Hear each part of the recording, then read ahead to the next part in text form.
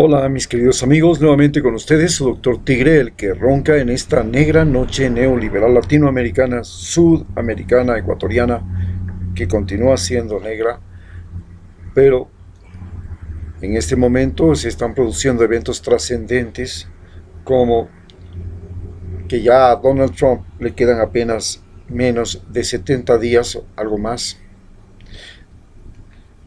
y al gobierno de Lenín Moreno se le va acabando también el tiempo.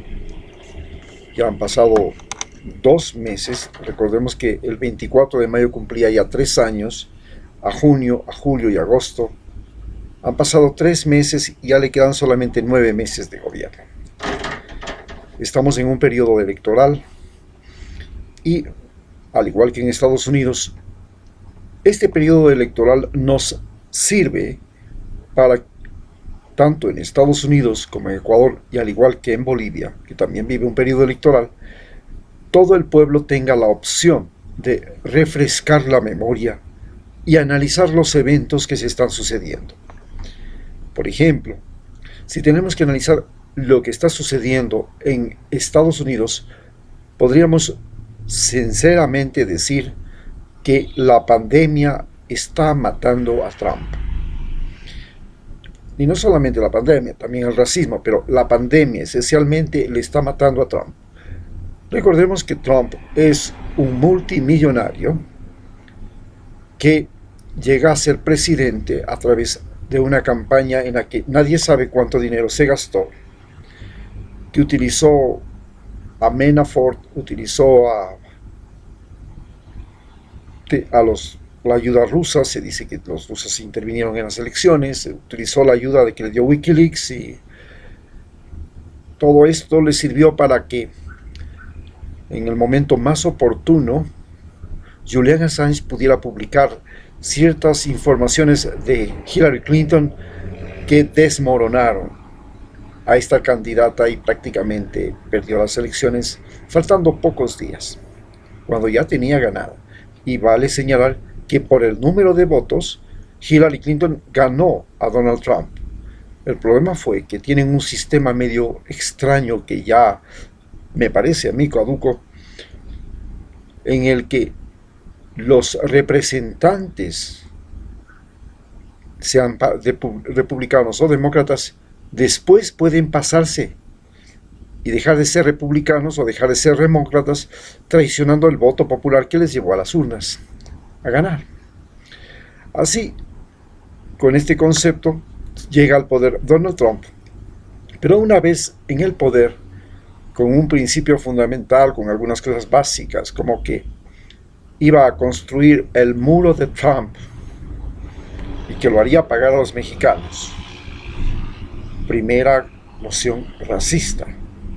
Era una clara explicación de que construiría un muro específicamente para librarle a Estados Unidos de esos infames violadores, narcotraficantes y ladrones que cruzan la frontera sur.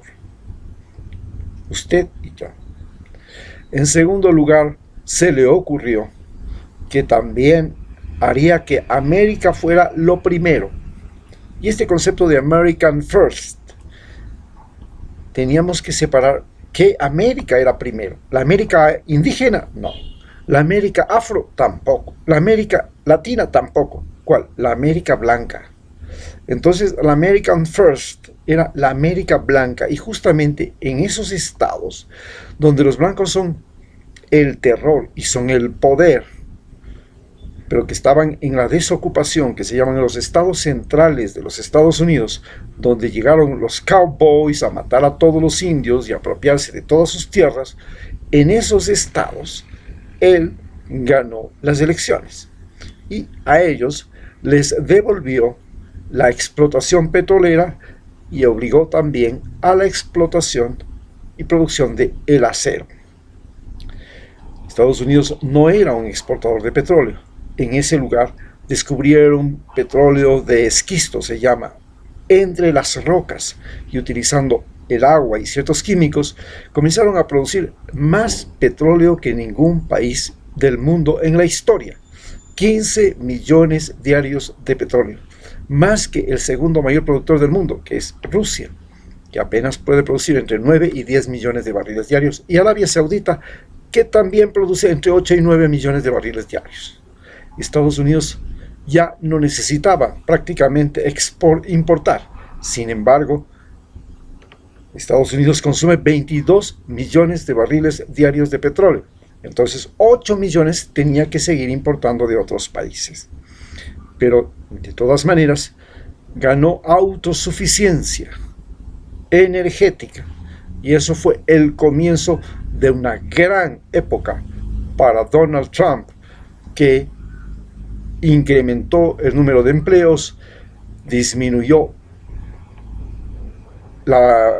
mejoró la balanza comercial, presionando a China para que el comercio fuera más equitativo y presionando a todos los vecinos, México y Canadá, también para que el comercio fuera más equitativo, y a su vez consiguió algo que otros presidentes siempre lo hicieron: ser intervencionista.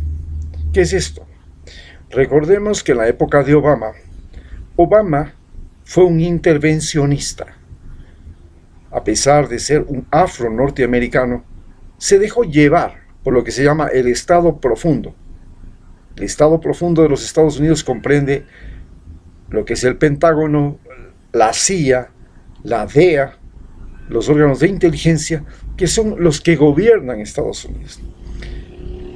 Estos estados profundos fueron los que llevaron a Obama a hacer la mayor cantidad de guerras que haya tenido un presidente en la historia de los Estados Unidos. 16 guerras. Recordemos que invadió Libia, mató a Gaddafi y con eso destapó una verdadera cloaca que finalmente se convirtió en el canal de salida por donde los africanos ahora, todos los llamados subsaharianos, los que viven al sur del Sahara, comenzaron a invadir Europa y a invadir los que fueron antes los amos de sus colonias, Francia, Bélgica y países como Alemania, que se apropiaron de colonias africanas.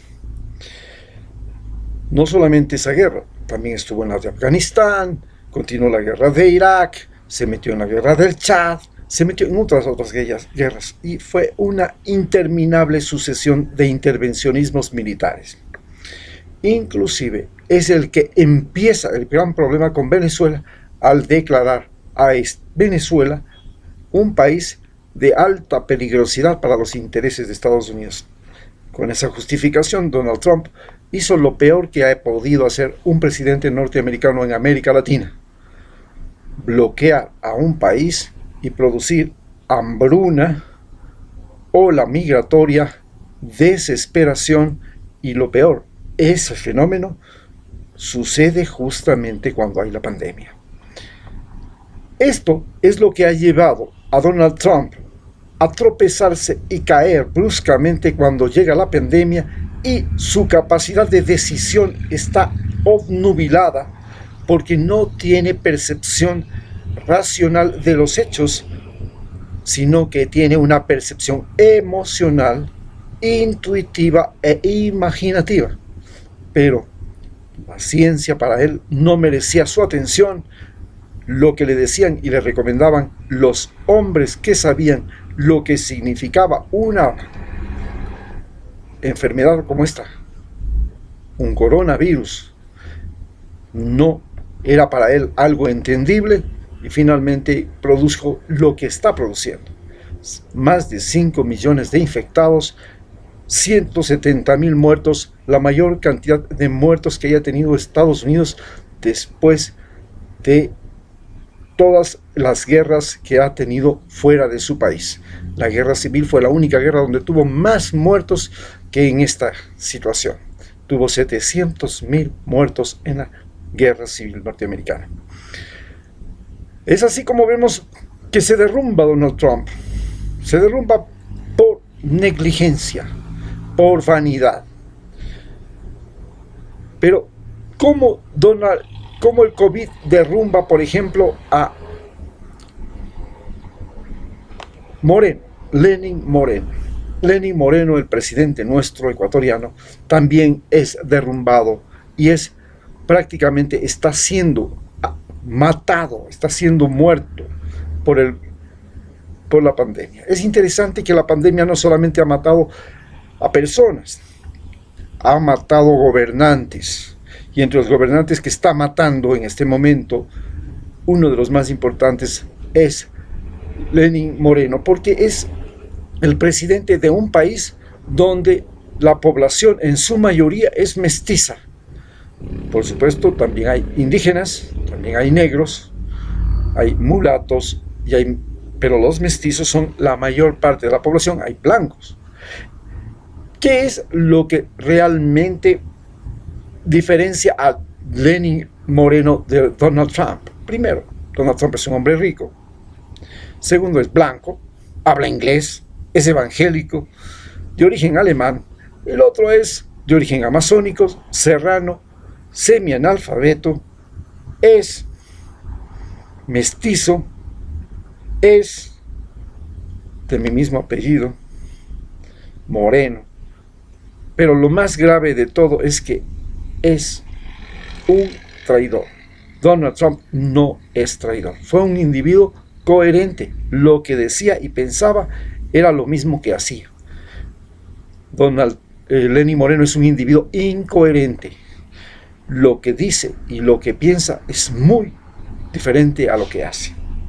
Esta incoherencia de Lenín Moreno, que no la pudo reconocer Rafael Correa, lo ha convertido en el mayor mentiroso que hayamos tenido y hayamos recordado en la historia nacional. Sus palabras ya no tienen ninguna posibilidad de certeza. Mintió sobre lo que le decía Rafael Correa desde que le había estado espiando con una cámara a través de la pared. Y luego ha mentido para todo, pero no puede vivir sin mentir. No puede levantarse y acostarse sin mentir. Es como rezar el rosario. A eso se suma su incapacidad física, que ha sido uno de los factores determinantes para que su gobierno sea mal. Esto nos pone siempre en grave dificultad. Por supuesto, los que tenemos el apellido Moreno, ni para qué presentarnos a candidatos a la presidencia. Pero individuos como Rabascal, el periodista que tiene también parálisis igual que Moreno, ¿para qué se presenta a la presidencia? Si Lenín Moreno nos ha demostrado que un individuo con discapacidad física en sus piernas tiene muchas dificultades para gobernar, tanto así que él solo gobierna entre 2 y 4 horas cada día y el resto está en manos de sus denominados asesores, y este país está gobernado por gente que jamás la elegimos para que gobierne. María Paula Romo, Juan Sebastián Roldán, Osvaldo Jarrín, todas esa gente que están gobernando, nunca nosotros los elegimos, pero sin embargo nos gobiernan porque el otro no tiene capacidad física para gobernar. Gran problema que va a tener cualquier discapacitado que pretenda ser nuevamente presidente en el Ecuador. Todos los ecuatorianos vamos a pensar, pensemos lo primero. Y luego, por supuesto, lo que le ha matado a Lenín Moreno ha sido la corrupción. Vino diciendo que iba a luchar contra la corrupción, pero pretendió comprar conciencias, comprar votos, comprar fallos judiciales, comprar simpatías a través de consultas populares, y todo eso lo hizo festinando hospitales, compras públicas, becas, embajadas, carnés de discapacitados, empresas públicas, créditos, deuda externa, todo se lo repartió. Todo cuanto existe en el Ecuador lo convirtió en botín político para repartirse con sus compinches, colaboradores, amigos y aliados. Es así como Lenín Moreno termina siendo asesinado, muerto por la pandemia, porque cuando llega la pandemia se produce tal mortandad que Ecuador pasa a ser el país con más muertos en proporción a la población. Primero fue del mundo, ahora ya es el que tiene mayor cantidad de muertos en proporción de la población hasta el día de hoy en Sudamérica. Quiere decir que fue realmente algo calamitoso, tan calamitoso que fue noticia pública mundial, primera noticia. Jamás se habían podido imaginar que los muertos pudieran aparecer en las calles de Guayaquil en fundas plásticas, que la gente no quisiera entrar ni a sus casas porque tenía muertos, que en los hospitales desaparecían los cadáveres, que se hacían negocios hasta con las fundas para los muertos. Bueno, eso fue calamitoso. Y por supuesto nos queda analizar lo que le está pasando y cómo el COVID le está matando a Áñez en Bolivia. Áñez es una presidenta autoproclamada como Guaidó, igualmente reconocida por Trump y sus 50 amigotes, países amigotes, y surge como presidenta desde el Congreso de Bolivia, donde era una más de las senadoras, pero se aprovecha y dice: yo soy presidenta. Y no puede, lo destituyen a Evo Morales, entonces tenía que ser su vicepresidente, pues era evidentemente el que tenía que subir. No se aceptó eso. Entonces tenía que ser el presidente del Congreso. No, tampoco se aceptó. ¿Por qué? Porque todos eran del MAS. Entonces, ¿quién está por ahí que no sea del MAS? Aparece ella. Y entonces aparece una mujer que tiene como cosa muy interesante el sentido oportunista y el fanatismo religioso que se esconde ahí y convierte al odio, mientras que Rafael Lenín Moreno convirtió a la traición en su mecanismo de acceso al poder, de control político. Áñez siembra odio en Bolivia y comienza a sembrar el odio contra Evo Morales, contra el MAS y contra los que le siguen a Evo Morales, y por supuesto contra los que protestan contra ella, y por supuesto contra todo. Termina haciendo que los bolivianos se odien entre todos. Hoy Bolivia es un país que ha pasado recientemente por un colapso de todas sus carreteras y donde ya la gente comienza a utilizar armas para salir a enfrentar a la policía y al ejército. Estamos en la gran y seria posibilidad de que se convierta lo que pensaba el Che Guevara que podía ser Bolivia, el centro de la revolución armada de América Latina, como fueron la Sierra Maestra en Cuba. Pues ¿por qué no ser los Andes de Bolivia? El ideal lugar donde le es muy difícil a Estados Unidos hacer una guerra, porque ya hemos visto que los afganos que hacen guerra de montaña lograron derrotar al ejército norteamericano. Pues en Bolivia existe la seria posibilidad de que si los norteamericanos enviaran tropas para respaldar a Áñez, tendrían que enfrentar una guerra similar a la de Afganistán, en terreno montañoso, en condiciones muy adversas, con otra lengua, con otra cultura, con otra religión, donde se verían completamente débiles y con la seria posibilidad de perder tanto como perdieron en Afganistán. Esta es la situación que se vive en Bolivia. Hoy Bolivia posiblemente va a elecciones. Igual que en Ecuador, se planifica un fraude electoral descarado, sin vergüenza. No se le permite a Evo Morales participar, no se le permite a Rafael Correa participar, no se le permite al MAS participar, no se le permite a Alianza País participar. Se le sigue juicios por todo. Ahora ya le declararon hasta enemigo genocida, le siguen cargo de genocida, porque debido a los paros provocados por el MAS no se llevó oxígeno, se murieron gente, y entonces es genocida Evo Morales. Acá se le ha declarado a Rafael Correa el hombre más corrupto de la historia, porque se ha cogido $6,000 y porque no se fue llevando todas las joyas y regalos que ahora se han desaparecido en el Palacio de Gobierno. Muchas gracias.